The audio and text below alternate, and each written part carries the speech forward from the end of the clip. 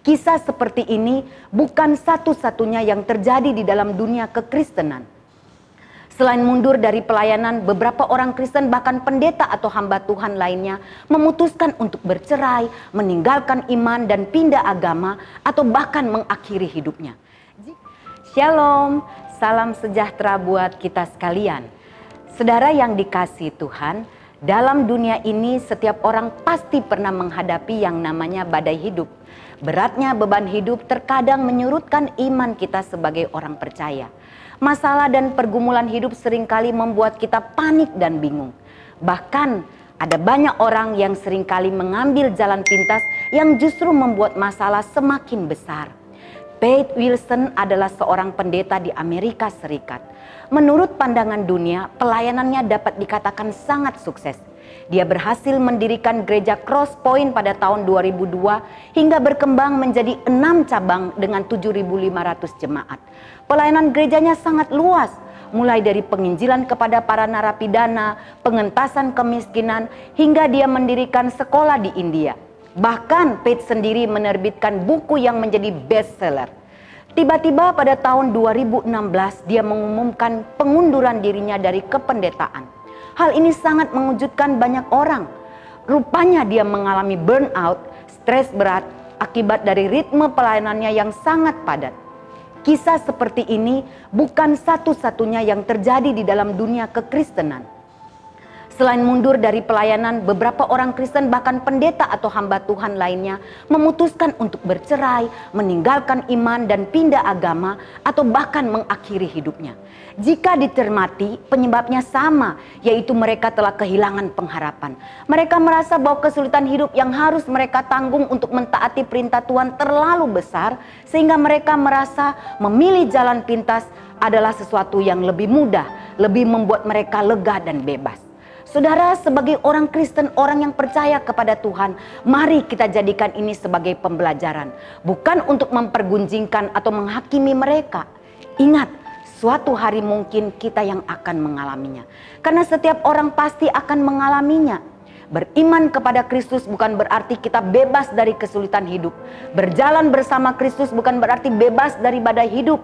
Sama seperti murid-murid Yesus ketika mereka menyeberang di Danau Galilea. Yesus ada bersama-sama dengan mereka pada waktu itu. Dan Alkitab mencatat di 3 kitab Injil. Datanglah, mengamuklah angin ribut, angin taufan, sehingga perahu mereka ditimpa gelombang dan air masuk ke dalam perahu mereka. Oleh sebab itu, sebagai orang percaya, ada beberapa hal yang selalu harus kita ingat dan lakukan dalam kehidupan kita. Pertama, tetaplah berdoa sebagaimana firman Tuhan selalu mengingatkan kepada kita. Baik dalam keadaan lancar maupun tidak. Baik dalam keadaan ada pergumulan maupun tidak. Kedua, tetap tenang dan selalu mengandalkan Tuhan. Saya percaya tekun berdoa lebih mudah untuk dilakukan karena setiap hari kita selalu berdoa dalam keadaan lancar ataupun tidak. Tetapi untuk tenang dan benar-benar mengandalkan Tuhan, seringkali hanya sampai di mulut saja. Mengapa demikian, saudara? Karena tidak dapat dipungkiri sekarang ini perkembangan teknologi begitu maju dalam segala bidang. Di satu sisi kita perlu bersyukur atas perkembangan itu. Sebab dengan perkembangan teknologi ini semakin memudahkan kita melakukan segala sesuatu. Namun di sisi yang lain muncul keprihatinan besar. Sebab banyak orang terlalu mengandalkan teknologi dan akhirnya mulai melupakan Tuhan sebagai sumber dan pemberi pengetahuan kepada manusia. Akibatnya begitu masalah datang yang tidak dapat diselesaikan oleh kecanggihan teknologi, banyak orang kehilangan pegangan dan pengharapan.